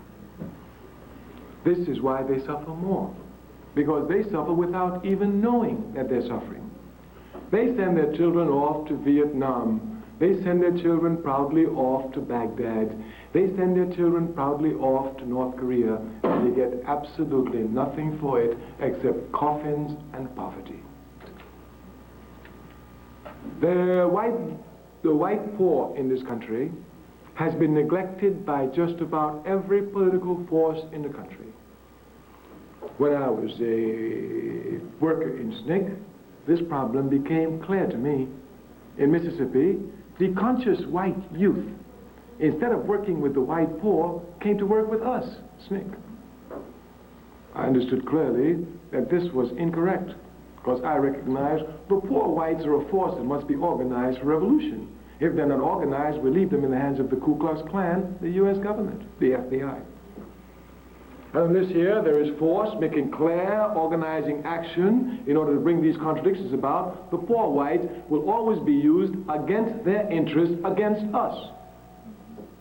Clearly, it doesn't make any sense for the poor whites to attack us. I remember some years ago, in the 70s, when having much discussion with the white left over the question of racist attacks in Boston, how to approach the subject. I had the opportunity of going with Bernadette, what's her married name? Bernadette, what's her married name? No, from Ireland, what's her married name? I know, but what? Bernadette Devlin McAllister. Devlin McAllister, thank you, yeah.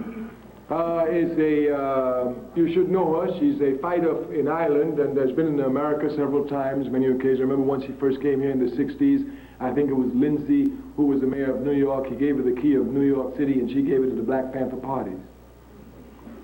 So I had the opportunity of going with her to Boston to address the poor Irish there. And the meeting, everybody said, what are you going to tell them? I said, I know what I'm going to tell them. When I got up, I said to him, I said, I don't know why you attack us. Because the schools you leave, we enter. The houses you run away from, we come into. The neighborhoods you leave are the ones we get. So if you attack me and you beat me, all you're going to get is the schools you ran away from, the houses you ran away from, the neighborhoods you no longer want. It's clear that for the poor white to attack us is just sheer stupidity. Me, I'm a fighter. And I don't fight nobody unless I gain something. If I'm not going to gain nothing, why am I going to fight? The poor white fights us, and I don't see what they gain. They don't gain nothing. They stay poor, they stay wretched, and they stay unrighteous.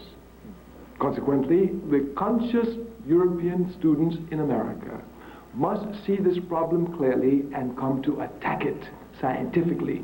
The organization of poor whites in this country who suffer and don't even know they're suffering. Indeed, they suffer, see Bush on television, and because he's white, identify with Bush.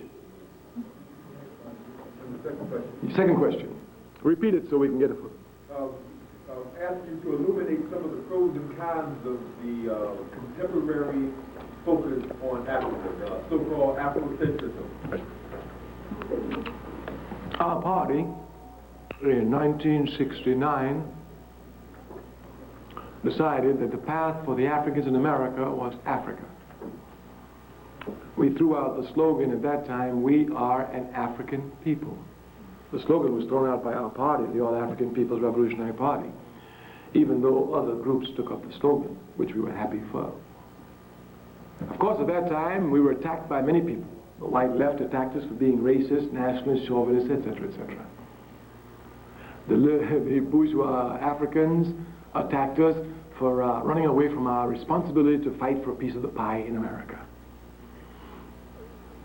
The African left in the country who were not nationalists attacked us because we were concerned only about Africa, not the day-to-day struggles about people in America. We were attacked on every side of the fence. We're revolutionaries. A revolutionary must expect to be attacked, otherwise you're not a revolutionary. So attacks never scare us. As a matter of fact, they make us stronger. If I have a position, and I know you have the diametrically opposite position, I come to you. Because when I come to you and discuss with you, only two things can happen.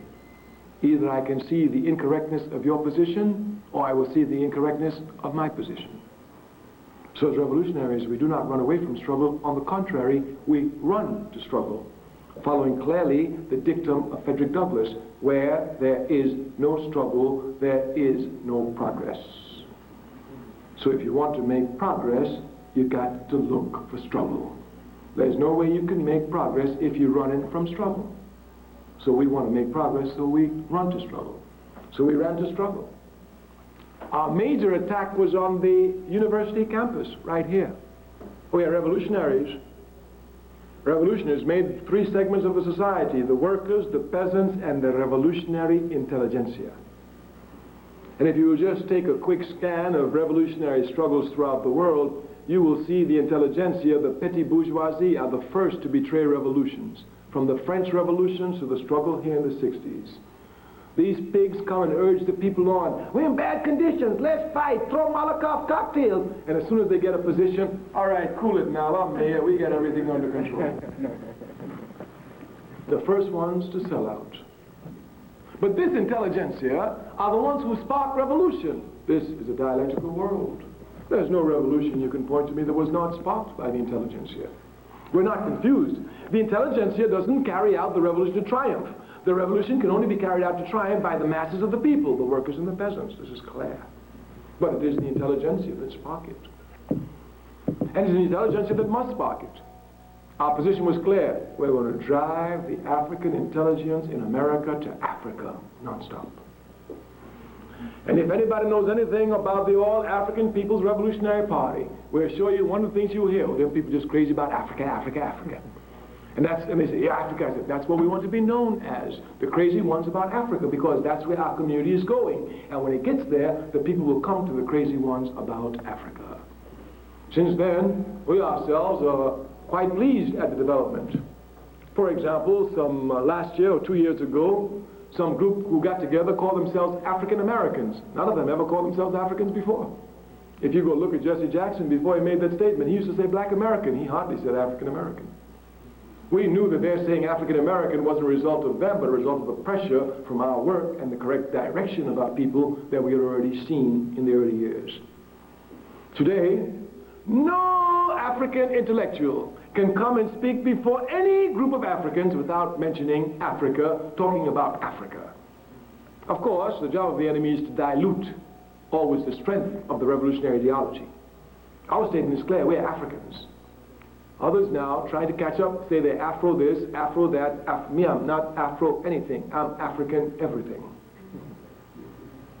We do not know why they're Afro. What's Afro? Who's Afro? Where is Afro coming from? I mean, I don't understand what it is this. We're Africans. Why are we Afros?